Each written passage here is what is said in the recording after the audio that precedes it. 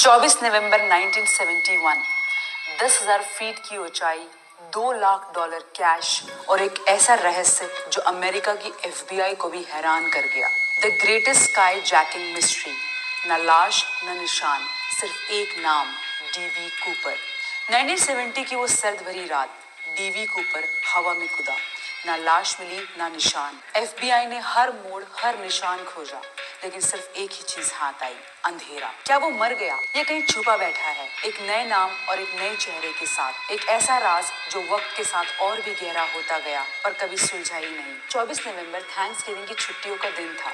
लोग अपने घर जा रहे थे, त्योहार मनाने की तैयारी कर रहे थे। सियाटल के क्राउडेड एयरपोर्ट से नॉर्थ वेस्ट ओरियन की फ्लाइट 305 पोर्टलैंड जाने के लिए तैयार हो रही थी। सब कुछ एक नॉर्मल फ्लाइट की तरह लग रहा था, ना कोई हलचल ना कोई घबराहट। लेकिन इसी फ्लाइट में एक आदमी था जो सबसे अलग था, एक well dressed gentleman, black suit, white shirt, dark sunglasses, seat 18C पर आराम से बैठा हुआ था। उसने एक बर्बन और सोडा ऑर्डर किया और अपनी सिगरेट जला ली। उसका चेहरा बिल्कुल शांत था, जैसे उसको किसी बात की कोई फिक्र ही ना हो। लेकिन किसी को नहीं मालूम था कि 1 घंटे के बाद यही आदमी दुनिया की सबसे बड़ी मिस्ट्रीज का एक हिस्सा बनने वाला। उसने अपना नाम बताया, डैन कूपर। जैसे ही फ्लाइट हवा में गई, कूपर ने अपनी अटैची से एक चिट्ठी निकाली और अपने सामने बैठी एयर होस्टेस फ्लोरेंस के हाथ में दे दी। पहले तो फ्लोरेंस ने वो चिट्ठी पढ़ी नहीं, लेकिन जब कूपर ने कहा कि मैम आप ये चिट्ठी पढ़ना चाहेंगी, तब एयर होस्टेस ने वो चिट्ठी पढ़ी और चिट्ठी पढ़ते ही उसके हाथ पैर कांपने लगे।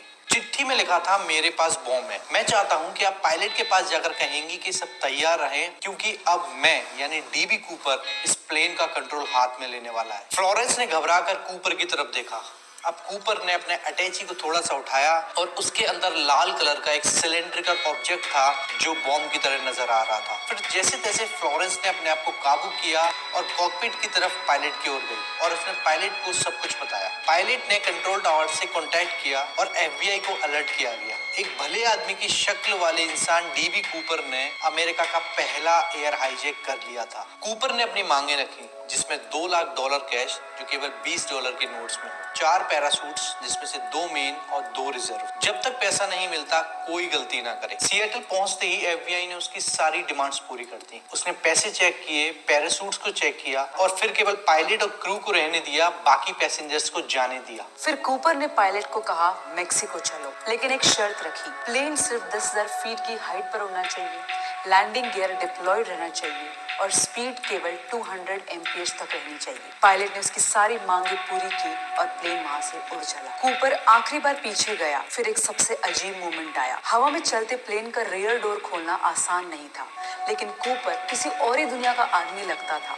उसने एक पैराशूट पहना, अटैची केस से पैसे उठाए और हवा में कूद गया बिना किसी हेजिटेशन के। बाहर सिर्फ घना जंगल था, अंधेरा था, तेज हवा थी और उस दिन बारिश भी हो रही थी। पायलट ने एक हल्की सी वाइब्रेशन फील की और कूपर हमेशा के लिए लापता हो गया। FBI ने हर नदी हर जंगल को छाना, लेकिन कोई सबूत नहीं मिला, ना कूपर की लाश, ना पैराशूट, ना पैसे, जैसे वो आदमी हवा में कहीं गुल सा गया हो। लेकिन फिर 1980 में एक छोटे बच्चे को एक अजीब सी चीज मिली। वो एक 8 साल का ब्रैंड इंग्रम नाम का एक लड़का था जो कोलंबिया रिवर के पास खेल रहा था और खेलते वक्त उसे उस नदी के किनारे फटे और गीले $20 के नोट्स मिले और ये खबर FBI तक पहुंची।